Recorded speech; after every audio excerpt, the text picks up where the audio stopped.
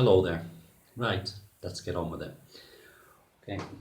If you were to take all the books and all the words and all the scriptures of all the different religions and bundle them all together, they still don't between them give one iota of proof of the existence of a God. Now, if an afterlife could be proven, that would prove the existence of God, because the existence of God and the existence of an afterlife are inextricably linked. And conversely, if there is no God, then there cannot be an afterlife. But the problem is, there is no proof of an afterlife. Some people claim, many people claim, that people who've had near-death experiences, who've died clinically for a few minutes and have claimed to have seen the afterlife, is proof of an afterlife. But it's not proof at all.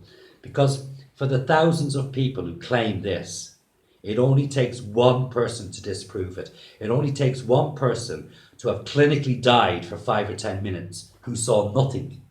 Because if there is an afterlife, then surely everybody who dies would see it. And there's been hundreds who haven't, but it only takes one out of them hundreds to disprove the thousands who claim they have. Now, the truth about near-death experiences is simply this. What the people are having is dreams, hallucinations, the hallucinations of a dying brain, basically. Now, I understand that they believe what they're seeing as reality and they're very convinced by it, but I can have a dream that I'm completely convinced by until I wake up and realise that actually it's not real. But I do believe that the reason they're so convinced as to what they're seeing is real is because they believe they're seeing it as a dead person. Now, I believe near-death experiences happen, and I do believe that these people think they've seen God and Jesus and heaven and hell, etc. But what they're actually seeing is their very own preconceived ideas of what these things are. And the thing is, if they were real, if it was reality that they were witnessing, then what can account for all the different versions that these people give? Some people say that hell is a big cauldron of molten lava that the bad people are dipped in and out of for eternity. Other people claim that hell is thousands and thousands of rows of cages where the bad people are chained to the walls and the most horrific and horrendous creatures come to them and torment them every night for eternity. Some people claim that the devil is a tall red being with horns and a tail, and others claim that the devil is a green scaled creature with thousands of teeth, and so on and so on. So what can account for all these different versions of the afterlife? Quite simply, they are different preconceived ideas of what the afterlife is actually like. Now, our very existence on this planet throws up so many questions, but the one question that we could do with all knowing the answer to is simply this one. When I die, will I know I am dead? Will I be aware of the fact that I am dead? Now, here's the truth. Our death is the greatest mystery of our life on this earth. And only when we die will any of us have the answer to that question, if we even ever have the answer at all. But up to now, all the evidence available, evidence that can be consumed by the human mind at the stage at which it's at now, all this evidence points to the fact that there is no afterlife and therefore that there is no God. But what I believe is very evident is that religion and God and the afterlife are all an invention. They're an invention of powerful people, who wished to exert power over weaker people who could not accept finality, could not accept that on this earth when you die, that's the end of you, period. Now, the sooner the people on this planet learn to accept finality, then the sooner we can break the curse of religion on the planet. So, if there is no God, then what is there? What's created us? What's created the world? Well, for what it's worth, this is my opinion. I believe in light and energy. I believe that light and energy creates and sustains life, just like darkness destroys.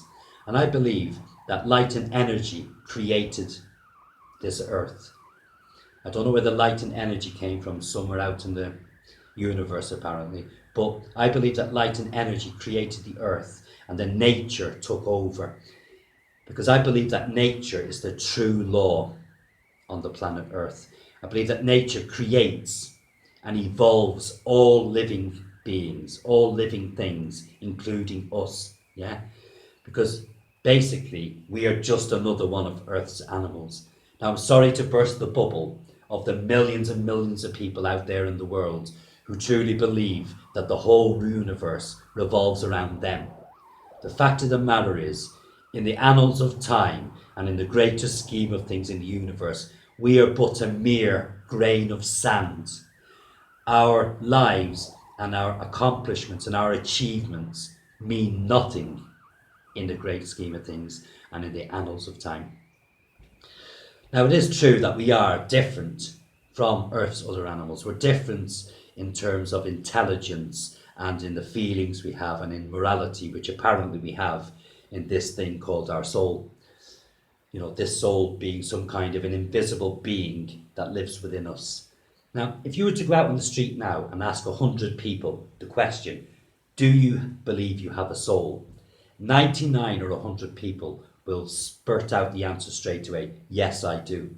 But what proof have they or me or you or anybody have? What proof have we got that within us we've got something called a soul? The thing is, a soul is just another invention. It's an invention exactly the same as God and religion and the afterlife. Because the clever people who invented these things realized they couldn't convince the masses that their rotting corpses after they've died were going to ascend to a heaven.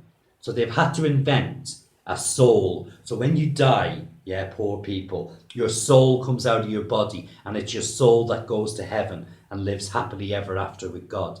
So we do not have a soul, just like there is no afterlife. They are all an invention.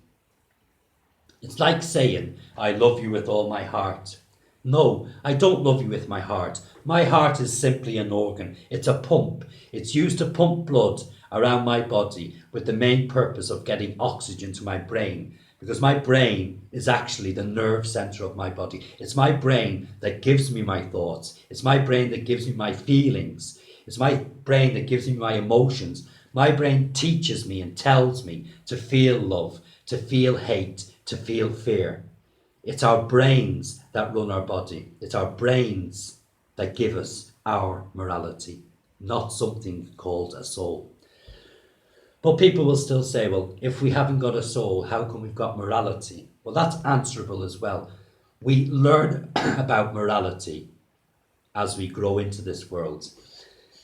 Basically, we learn about what is right and what is wrong when we see the effect our actions and other people's actions have on other people. So when we see somebody doing something bad, we see sadness, we see tears, we see grief in the victim. We know it's not right. When we see somebody doing something good and charitable, we see the joy, we see the elation, we see the thanks in the face of the receiver. Therefore, we know that's a good thing. Our soul doesn't give us our morality. Growing up through life is what gives us our morality and our knowledge of right from wrong. Now, I do accept, though, that the idea of a God and a religion and an afterlife, yeah, they do make a really nice fairy tale ending to our life on earth, yeah. But even if it was all true, which God are we supposed to follow? There's been hundreds of gods throughout time. Which one is the real God? Who can prove not only that there is a God, but which one is the real God? You know, if you take the two main religions today, you've got Christianity and the Muslim religion. The existence of their gods relies totally on words and scriptures in two books, the Bible and the Quran. Two books that can be so easily debunked. You've got the Bible, which apparently is 2,000 years old. It's no more 2,000 years old than I am.